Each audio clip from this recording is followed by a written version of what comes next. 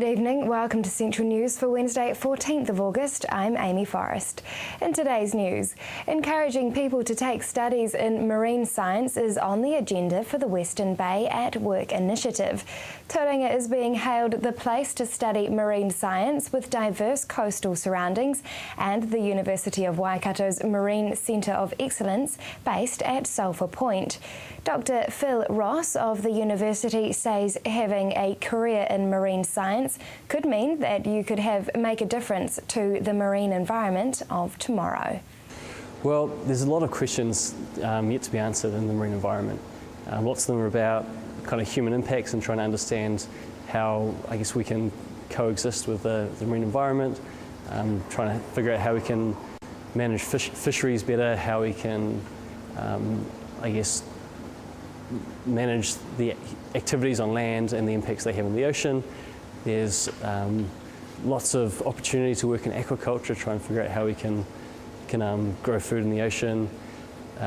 Sort of biofuels is a big area, trying to turn something like a nuisance algae into something we can power our cars with. So there's lots of interesting questions, and at the same time it's helping generate knowledge that can, I guess, result in a more sustainable kind of life. People wanting to vote in this year's local body elections are running out of time as the deadline closes on Friday. Enrolments to vote in the elections for local councils, regional councils and district health boards on October 12th this year close on Friday, August 16th. Enrolment Services National Manager Murray Wicks says if you've been waiting until the last minute to update your details, the last minute is here. In the Western Bay of Plenty, 599 people are currently not enrolled to vote, and 2,115 people in the Tauranga area are not eligible to vote. Murray says these people have changed address and not updated their enrolment details. People wanting to enrol can go online at elections.org.nz, free text their name and address to 3676, call 0800 36 76 56 or go to any post shop. Now for our region's weather. Cloudy periods with a few showers for you tomorrow. Hamilton with a high of 16 and a low of 6. And Tauranga, a fine day for you tomorrow with a high of 17 and a low of 7. Just ahead, the Good Neighbour Project.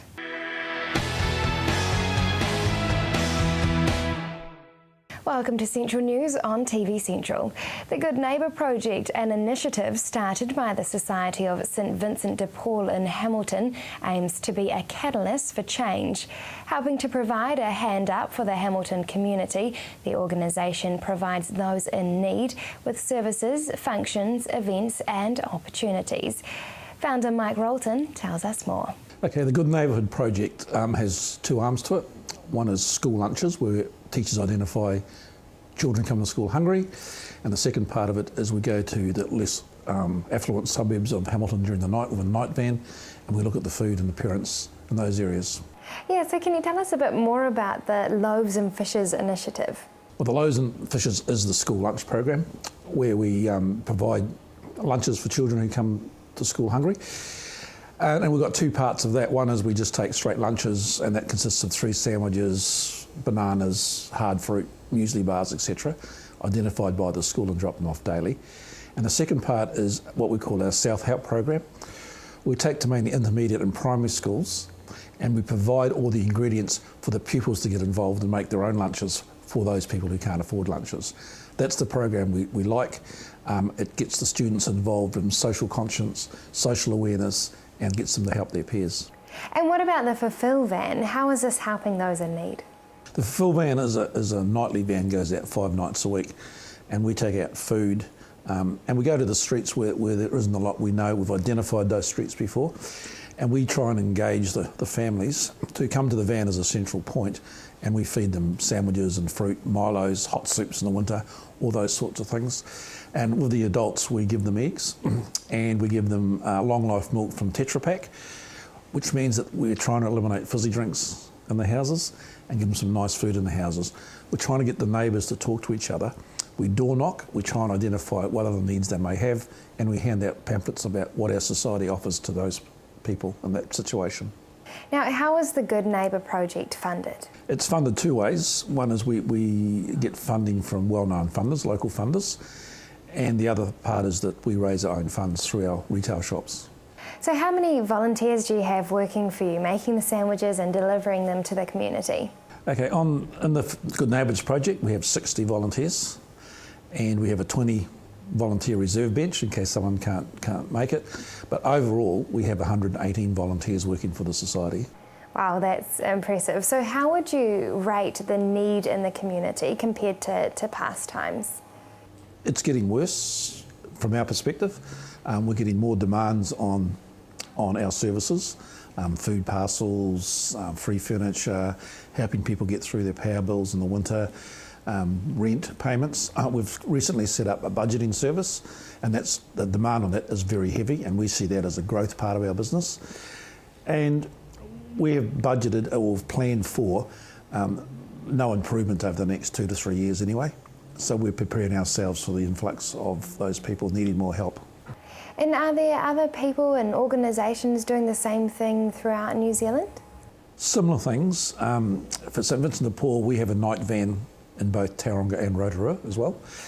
But I'm not 100% sure exactly what everyone else does. I know that we work alongside the Salvation Army quite clearly, but they have a different focus. We focus mainly on the cold front, the front line where the people really need their help, and the Salvation Army do really good work in other areas. So we don't sort of cross over that much. But I think there must be other people who are doing similar operations. Now, what would you like to see happen as a result of your team and their services? We are looking at trying to eliminate dependency on those sorts of services. We're trying to teach people to manage money better. We're trying to look after the children. We're trying to educate them, and we're trying to just say that you're not on your own. We're here to help. Give us a call, and we'll see what we can do to make sure that your situation does improve. And we'll walk alongside those people until that happens. So what sort of feedback have you received from the community? Oh, it's all been positive feedback, really. It's been great. Our van, Fulfill van, is really known at night as the Milo van because the kids all run around, and we've got a little Mr. Whippy bell that brings them to these streets. But the feedback from the parents is great. They know that they can come somewhere to help. They know that people are going to listen. We've got, as I say, our budgeting services, our counselling services, our Friday meals that we do on a Friday here. We have a soup kitchen which feeds about 80 or 90 people a day, and just all those little things to try and help people feel better about themselves and that they're not alone. That's the main priority. And what would you say motivates your team to keep going and to keep helping people? There's a lot of different reasons. Even though we're based on the Catholic faith, I only have 40% of my volunteers are Catholics, and the rest of the people who want to help, really. They've got good hearts, and they want to come in and do their bit. They get involved with a number of things, and they just enjoy being in the environment that we've created here, where we just help people. Our philosophy is St Vincent de Paul helps people. It's quite simple, and that's what people want to join us for. Tell me about the need right here in Hamilton. It's very real. It's a very real need. In the 3 years I've been involved, I would say that the demands of our services have gone up probably 4 or 5-fold. The soup kitchen lunches used to service 30 or 40 people per day. Now we do between 75 and 90. The demands on our food bank is also increased. And so I just see this as a sad indictment on New Zealand society, really. And how can people partner with your team and get involved? Give us a call, see how you can help us. We have a lot of really generous people in Hamilton who donate a lot of food and time and lots of resources to us. But we always look for more, and the more they can bring in, the more we can help the people in the streets. If you would like to learn more about the Good Neighbour projects, visit their website svdpham.org.nz. Coming up next, good news for ratepayers in the Bay of Plenty.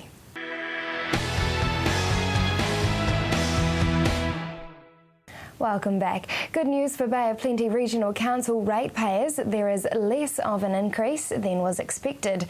Hilary Entwistle discussed the annual plan with Fiona McTavish and the good news. What is the rate increase under the annual plan? So this year it's a 3.5% increase, which equates to around $4 if you live in Kawerau and $18 increase if you live in Tauranga. So our rates are actually very small compared to other councils around New Zealand. How has the council managed to reduce that from originally 7.5? Yes, we've looked for cost savings across the council. We have efficiency targets in place so that we can do more with less. So one of the key ones is having less contractors and less consultants. How much has been allocated to flood management work? 19 million in total. We still have a lot of work to do, particularly in the Eastern Bay of Plenty, because we had major floods there a few years back. What will this work be?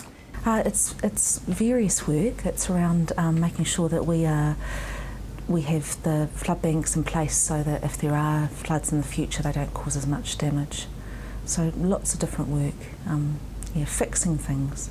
What will be happening with spatial planning? Spatial planning is a key new project this year, so we're looking at having a regional plan, and we're looking to work with the Waikato so that we can look at across Waikato and Bay of Plenty. It's about looking at what the key priorities are and where we should work with central government to invest. There's also sub-regional plans, so in the Eastern Bay of Plenty and Rotorua they're also doing spatial planning at the sub-regional level as well.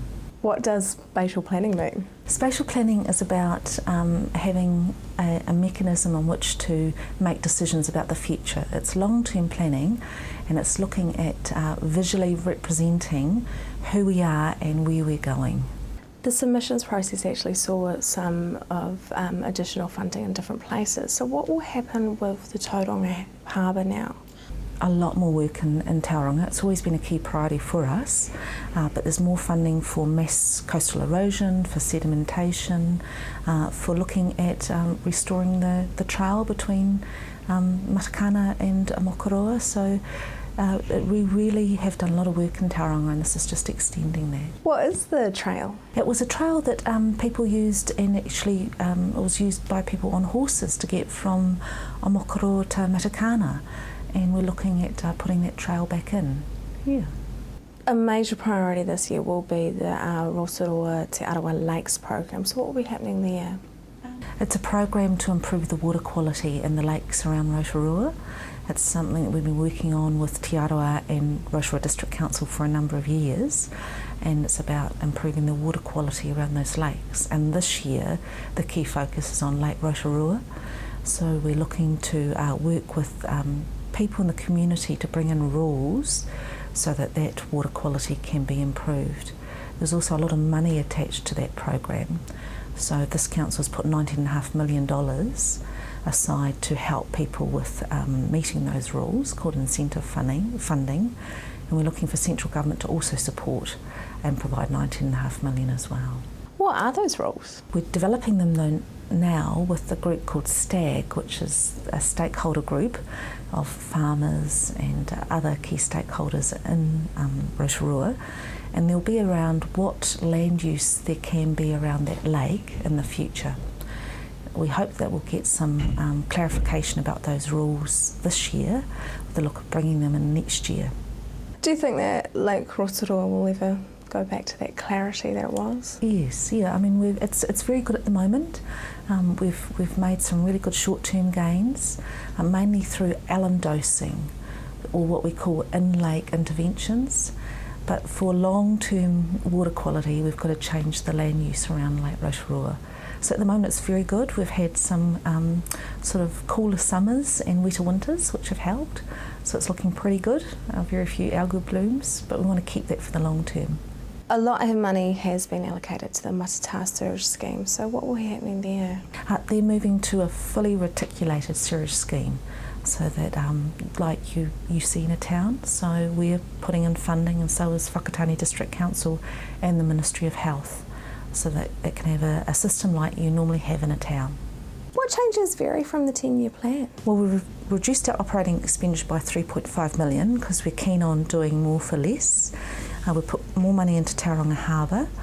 We've put more money into co-governance arrangements. So with the treaty settlements coming on board, there's a number of treaty settlements in the Bay of Plenty, so we have to put more money into having staff in the council who can assist with iwi to put in those co-governance arrangements, and also more money into Kopiopio that channel. It's quite contaminated, so we're looking at improving that channel near Whakatane. What will be happening with the bus system? Well, buses, we're getting more buses in Tauranga, and we're really focused this year on electronic ticketing services, so we have better information for customers, and also the real-time services, so people know when the buses are coming. The Bay of Connection strategy is no longer such a priority, or will it be? It's definitely a priority. We haven't changed the funding going into it, so this council enables and facilitates that Bay of Connection strategy. We're just finishing a Māori economic strategy, which we're quite excited about, and a sport and recreation strategy. But it really is industry-led, and the council just enables that to happen. If you would like to view the annual plan, you can do so at boprc.gov.nz. Just ahead, fighting that winter weight gain.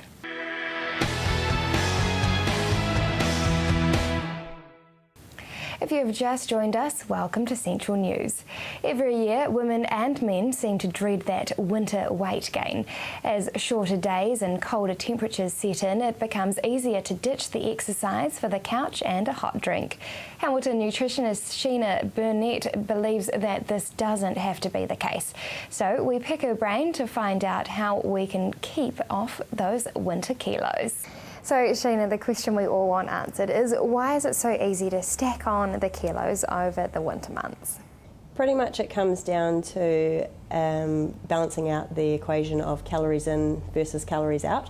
So if you are changing any one of those factors, whether you're adding in more calories via bigger portions or choosing different foods, that will put the balance of that equation out. Otherwise, if you are reducing the amount of calories that are going out, probably through exercise and being less active, then again you're going to put that out, which will end result in a weight gain. So as the next season changes, how do we ensure we don't stack on that weight? Pretty much you need to make sure that you don't change anything that you would do the rest of the time of the year. So again, coming back to that energy in versus energy out, so not stopping your exercise, so don't use the weather as an excuse not to. Another one is making sure you've got a goal, so you actually know why you're trying to eat well or exercise. And what are some exercise ideas for the winter months? What I advise for exercise is do what you enjoy. The thing that you enjoy most is the thing that you're actually going to do. So those that belong to gyms, there's no reason why you can't still go over winter. They don't close their doors for winter. You may want to hire some gym equipment. I don't advise buying it, but normally you can hire gym equipment and then use it over the winter months, and then once the novelty's worn off, it's time to give it back. Or just anything plain and simple. You don't need to hire me as a trainer. Anything that involves movement at home, whether that's dancing to music, whatever it is, that will be good. And what would be some examples of healthy winter food choices? There's no great food that's the be-all and end-all or the wonder food at all. Pretty much I can factor in any sort of food into a fit-for-consumption meal plan. It comes down to, in the winter, we tend to want more warmer foods. So casseroles is a nice one, time to dig out the crock pot. You can put your meat in, load it up with a whole lot of veggies, and when we've got busy lifestyles these days, easy to come home, dinner's done. Another favourite of mine is soups. You can put a whole lot of veggies in there, so it's really good for you. I like to freeze them in single serves and then get them out as you need them. Again, really easy when you're short for time. So how important is diet when it comes to losing weight, and where's the balance between diet and exercise? So there's a whole lot of sayings out there that talks about nutrition being 70% of your results, 20% exercise and 10% genetics. You would expect me as a nutritionist to say, of course, it's all about nutrition. I let the evidence come through from my clients. There's so many that will say to me, oh, I wish I'd come to you sooner, or oh, I've been at the gym for years and I haven't got anywhere, and now 6 weeks of following a meal plan and I've already got results that are worth talking about. So yeah, nutrition is the key. Now, there's a lot of debate around nutritional deficiencies and whether or not supplements and vitamins are a good idea. What would your advice be on this? If you have an actual nutritional deficiency, then yes, supplements are what you do need to get back on top of it. I believe in terms of having everything that you need from your everyday food. If you eat a healthy, varied diet, you can achieve all the nutrients that you need on a daily basis. There will be certain populations that aren't able to achieve it and do need extra top-ups from time to time. I'll only advise those for those that I can't meet their nutritional requirements through their food. Now, the winter months can often make us feel sluggish and tired. So other than the lack of sunlight, what else could be making us feel tired? So it often is reduced energy because we are less active. And so if you are less active, you're not moving around as much, then your energy levels drop. And then with that, often what happens is we tend to reach for some higher calorie foods that give us that quick hit, high sugar foods, which then brings your energy levels up and then crash you later again. So you've got a bit of a vicious cycle going on. So making sure you keep those activity levels going even through the wetter months. Another thing that may impact on some people is they tend to neglect their hydration over winter, and then your fluids are down as well, your energy levels are gone. Now, how do we change eating habits within the whole family? So when I write a meal plan for a client, I'm not just writing it for that client, I'm writing it for their whole family, so it takes into account everybody in the family, their likes and dislikes.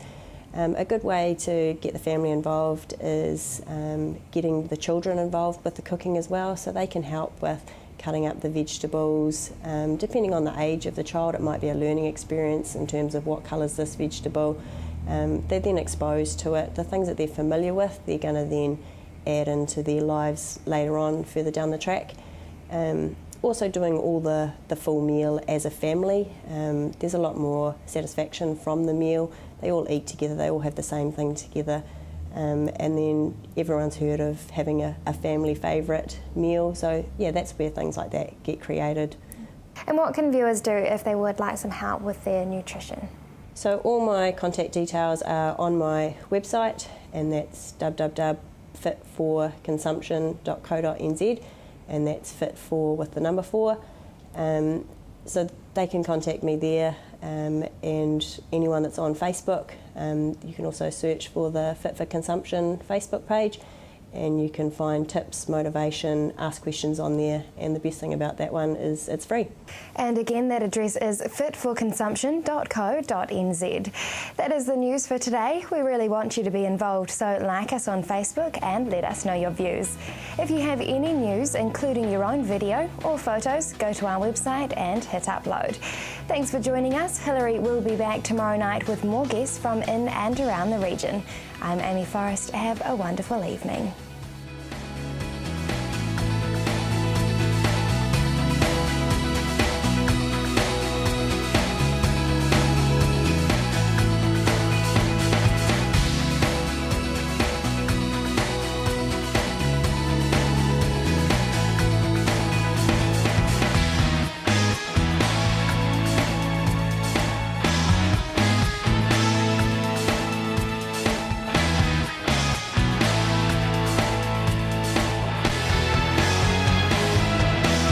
This has been an Alpha Media production, a division of Television Media Group. Supporting local content so you can see more of New Zealand on air.